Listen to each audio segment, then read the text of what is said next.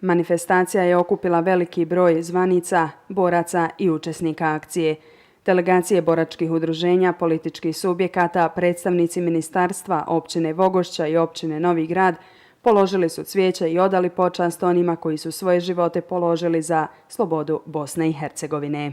Ja se dobro sjećam 22. kako je bilo i tačno znam kako smo se skupili na Kobljoj glavi svi i bilo je negdje oko 1000 ljudi tada došlo i od tih 1000 ljudi je jedno 100-tinjak ljudi došlo ovdje na ovu kapiju sa Kemom Adovićem na čelu i sa specijalcima Vikševim, a mi smo kao grupe došli tu i da bi uzeli materijalna sredstva koje smo imali dojavu da će odvući četnici. Tako da smo i mi pridohitrili i došli smo ovdje na ovu kapiju, ali Rametile, dobro se sjećam Džildu koji je onesposobio ovoga portira i tako smo ušli unutra sa prvim kamionima i tako smo izvukli ta materijalna sredstva. Kad smo izvukli materijalna sredstva, mi smo se vratili gore na Koblju glavu, već je druga ekipa krenula i u toj drugoj ekipi su ovo naše rahmetlije. Glavni organizatori obilježavanja ovog značajnog datuma su Udruženje boraca Patriotske lige općina Vogošća i Novi Grad, te specijalna jedinica Odreda Bosna.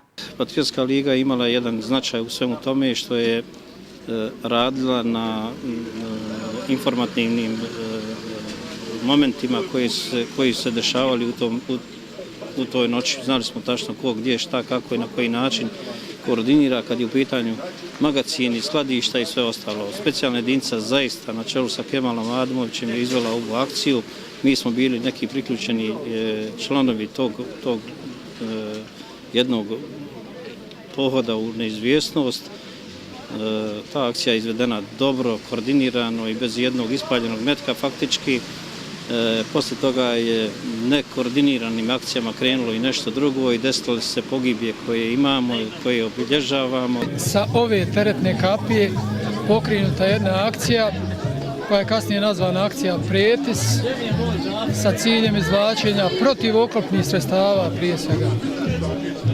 Dakle, iz kompleksa Pretis tom prilikom izvučena su značajna protivoklopna sredstva koja su teritorijalnoj odbrani policiji poslužila u kasnijim danima da spriječe značajnije napredovanje agresora tenkovima i transporterima.